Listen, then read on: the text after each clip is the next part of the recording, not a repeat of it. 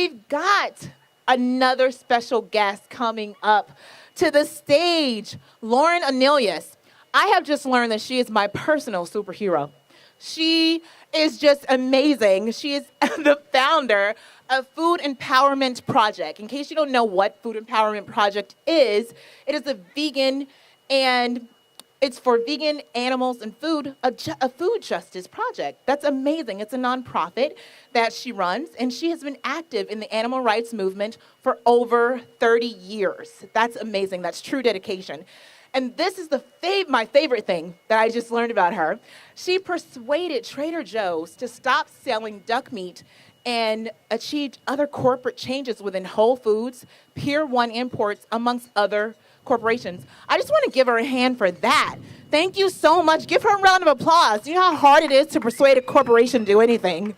She has, oh, no, I'm not done. Well, no. Again, my hero. So, she has also been the spark that caused the founder of Whole Foods to go vegan. How many people shop at Whole Foods? So you know what I'm talking about, right? So she was the spark that got the founder of Whole Foods to actually go vegan.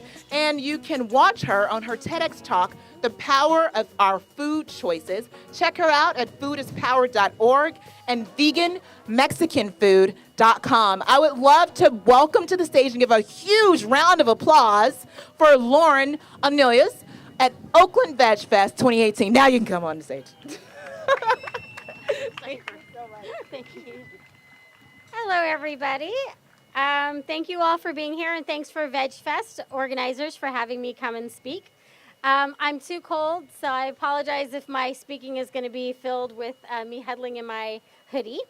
I just want to tell you briefly about who Food Empowerment Project is. We're a vegan food justice organization, so we work to promote veganism. We have a couple campaigns going on right now.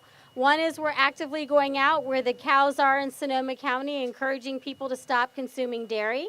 We're calling it, if you want to stop animal cruelty, try it one glass at a time. We also are asking everybody to join us on August 30th for Fight for the Ocean Day. And if any of you have seen the documentary on Netflix called Mission Blue, it's in honor of Dr. Sylvia Earle, who's an oceanographer. She's a woman who's been fighting for the ocean for decades, but as we've seen one too many times, is a woman who's overlooked in her field. So we've decided to honor her on her birthday on August 30th and ask everybody to stop eating sea creatures. But for those of us who have already stopped eating sea creatures, go out and clean the ocean that day. Go out and clean your lakes and your creeks and your ponds, because we need to do more than honor the ocean. We need to do more than respect the ocean. We need to fight for the ocean at this point, because we're losing all of our sea creatures. We also work in solidarity with farm workers. And I'll talk about some of that in a little bit, but what we do is we organize a school supply drive for the children of farm workers. And we do school supply drop-offs throughout the Bay Area, and we donate these school supplies to undocumented farm workers that live in the Salinas area as well as in Sonoma County. We also work on lack of access to healthy foods in communities of color and low-income communities. Our work right now in Vallejo. And the last part of what we do is we try to get people to stop buying chocolate sourced from the worst forms of child labor, including slavery. And we have a table over there if anybody's interested in more information. But I wanted to talk to you all today is about how food has been used as a tool for social change, and how we have to use food wisely and with as much information as possible in order to wield it with all the power and all the might that it has. And we can start looking at it and how it has been used and abused by starting with colonization. I'm a proud Chicanx. My ancestors are from Mexico. So my ancestors did not consume many animal products until colonization came. On the fourth voyage, Columbus brought with him pigs and goats and cows and horses and other animals. What he was saying about my indigenous ancestors was that our food was subpar. Our potatoes, our pumpkins, and the other types of food that the natives were eating, Columbus was fearful that would cause them to become native-like.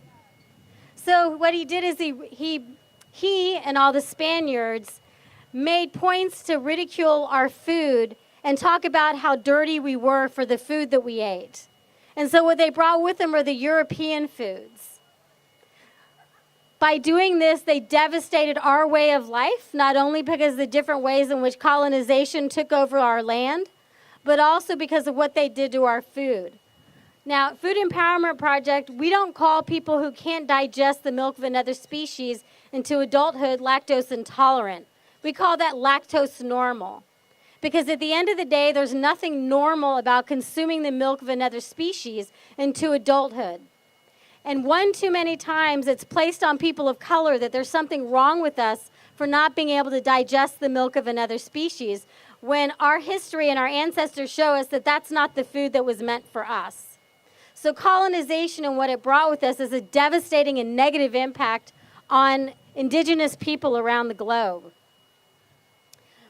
I think it's important then we also look at the positive ways, and why Food Empowerment Project's slogan is because your food choices can change the world, that we look at the positive ways in which food has been used as a tool to create social change. And if you look at the abolitionist movement in England, when slavery was taking place, one of the things that women did is they started a boycott against sugar. And they did this because sugar was still they still, to some extent, had banned slavery, but England was still importing sugar from the Caribbean using slaves. So women who didn't have the power to vote at the time used a sugar boycott to speak out against slavery. They used sugar and a food as a tool, the only tool they had because they couldn't vote, to try to create change and to try to speak out against an injustice that was taking place. Here in Oakland, we have probably one of the most amazing organizations in the country that used food as a power for social change, and that's the Black Panther Party. The Black Panther Party started here in Oakland, and what they did is they revolutionized how food was looked at, and they used food as a tool to help create positive change for communities of color. And they did this by starting the free breakfast program. Because if I'm somebody who grew up with what's called food insecurity, where I didn't always know where my next meal would come from. I'm somebody that went vegetarian when I was in elementary school in the 1970s living in Texas. But I couldn't stick with it because my family, I was eating food that people gave us. And what the Black Panther Party did here in Oakland was they made sure that kids had food before they went to school. Because if you've ever been hungry, you know it's very hard to concentrate and do good in whatever it is you're trying to do. The Black Panther Party knew that. So they started to have a free breakfast program to feed all the kids before they went to school. And so what did the U.S. government do? They sought to sabotage the Black Panther Party because the Black Panther Party was onto something. They were onto something about empowering their own communities for self-government. So the government of the United States decided to steal this program that the Black Panther Party started. So many of you maybe are familiar with the free breakfast program that the government has now. That is thanks to the Black Panther Party. They're the ones who started this concept. In 1977, the LGBTQ movement also used food as a tool for social change. Coors Beer Company was horribly homophobic. They were absolutely racist against Mexicans. So they joined forces and started a boycott against Coors Beer Company. And now I'm not going to say you should drink Coors because I hold grudges, but they have since changed their ways.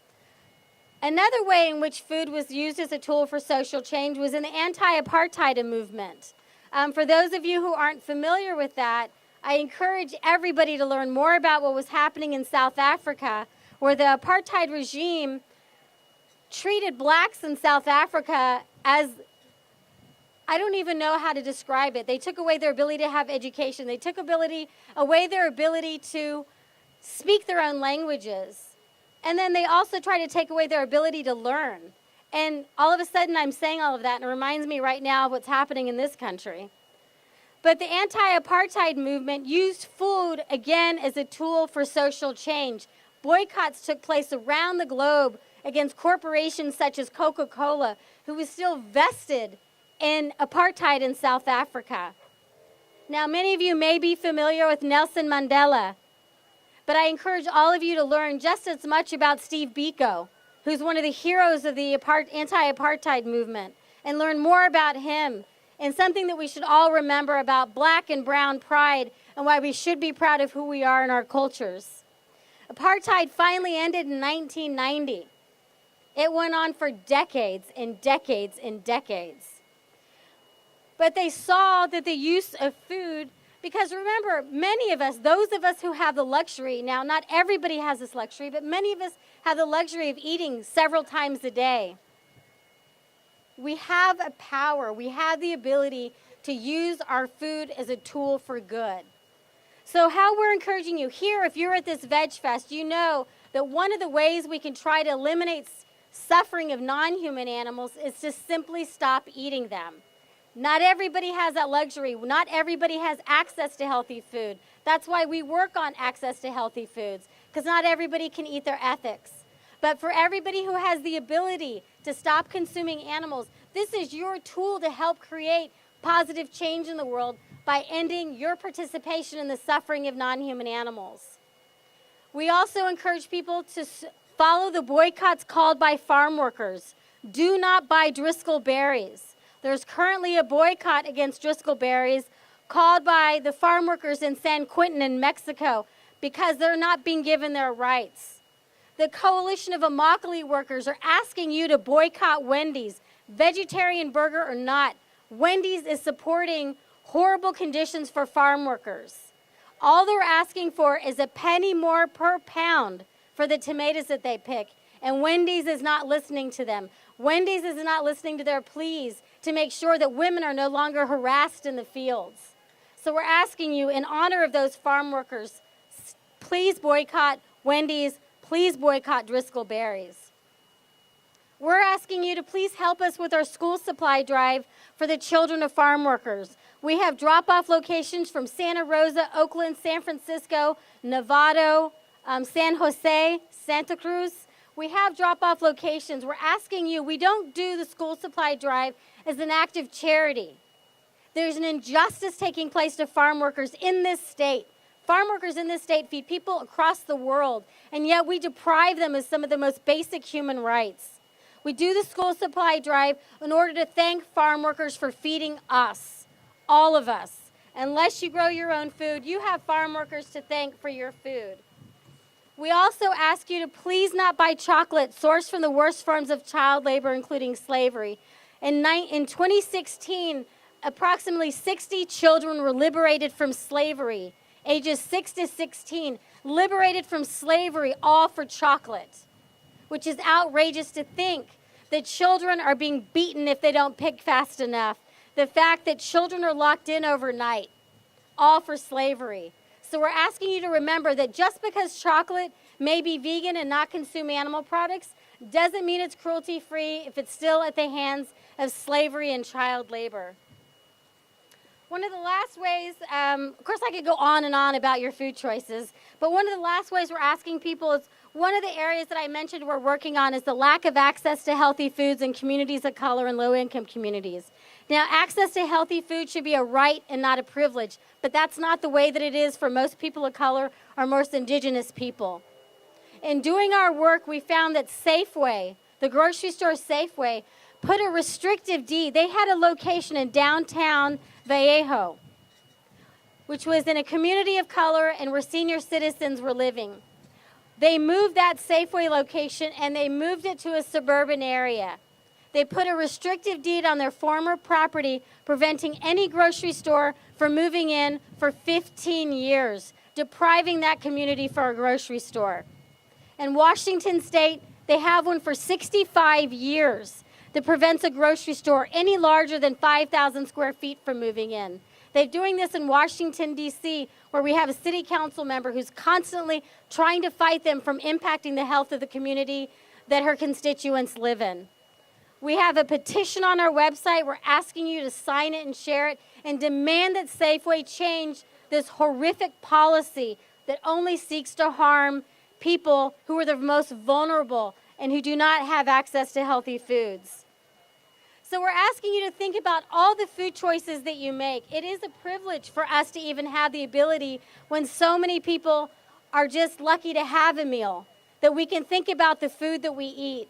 And I ask you to please think about it wisely and use that as an opportunity to create change, to be informed about it. Don't be overwhelmed by everything I'm telling you.